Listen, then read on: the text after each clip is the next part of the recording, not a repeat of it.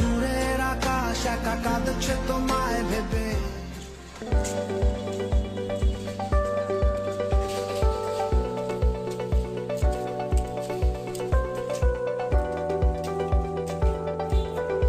এখন আমার পিছনে যে বাড়িটা দেখতে পাচ্ছেন এটা আবার আরেকটা জমিদারের আরেকটা সেকেন্ড পার্ট।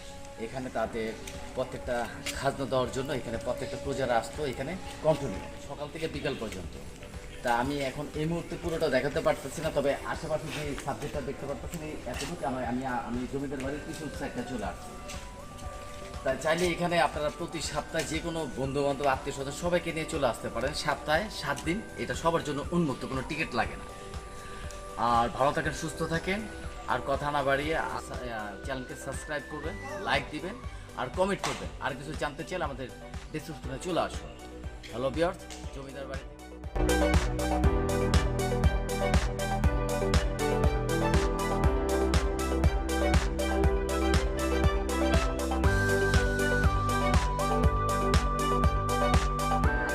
করার জন্য আবার চলে আসলাম 7-8-99।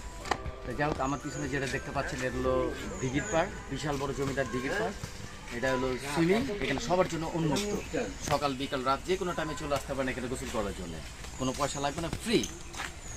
আর এক সময় এখানে প্রচুর পরিমাণে মাছ চাষ হতো, এখন কালে বর্তমানে চেঞ্জ হওয়াতে আস্তে আস্তে সব কিছু স্লো হয়ে গেছে। এখন সবাই আসলে হোম ডেলিভারি মাছ খেতে চায়, এখন ডাইরেক্টলি মাছ ধরে খাবে এই সুযোগটা নেই। তো চাইলে ইচ্ছে করলে আপনারা এখানে ঘুরে আসতে পারেন। খুব সুন্দর একটা পরিবেশ, অস্থির একটা অসাধারণ চারিদিকে সবুজের ঘেরা, অসাধারণ পানি, অসাধারণ মাছ।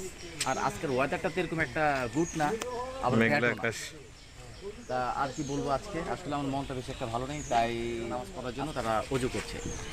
ফলো করলে বুঝতে পারবেন, পাশে একটা মসজিদ, তা মসজিদের বয়স প্রায় 400 থেকে 500 বছর অনুমান সেটা। তা জমিদার বাড়ি আসলে আপনি 3-4টা জিনিস পাবেন। একটা পাবেন ঐতিহ্য মসজিদ, আর একটা পাবেন বিশাল বড় একটা ঐতিহ্য একটা দিঘি, আর আমার ওই ব্যাকগ্রাউন্ডে যেটা দেখতে পাচ্ছেন বিশাল বড় একটা জমিদার বাড়ি। আর জমিদার বাড়ির পিছনে থাকছে একটা অন্ধকুটি, মানে বর্তমানে যেটাকে বলে আমরা সেলফ জেলখানা।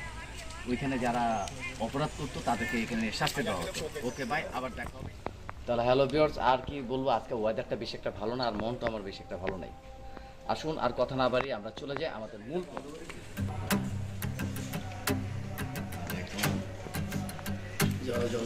অবস্থা। এখানে বর্তমানে কারাবন্দীরা যারা অপরাধ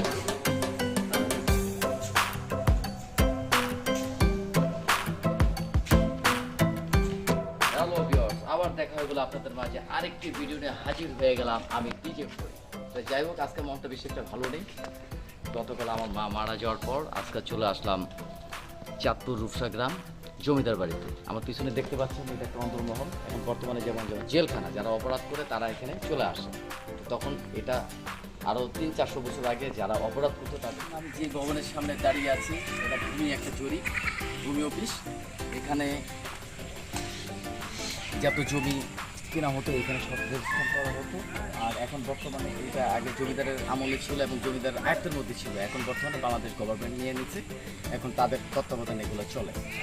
আর চাইলে আপনি প্রতি সপ্তাহে প্রত্যেকটা আত্মীয় স্বজন, বন্ধু বান্ধব, গার্লফ্রেন্ড, আত্মীয় স্বজন সবাইকে নিয়ে এখানে চলে আসতে পারেন। উন্মুক্ত জায়গাটা আর মনোমুগ্ধকর পরিবেশ, বেশি একটা দূরত্ব না।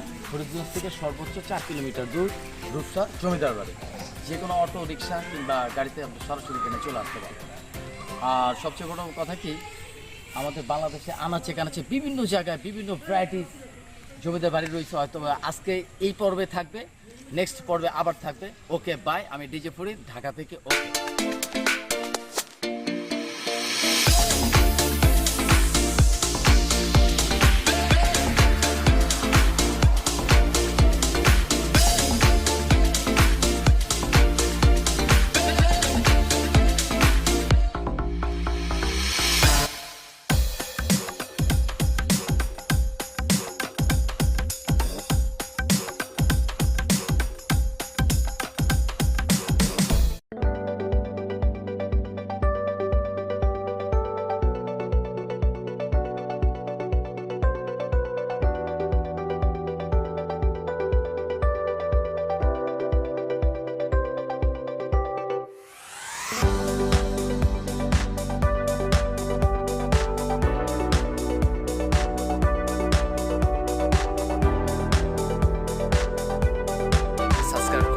শাহাদাত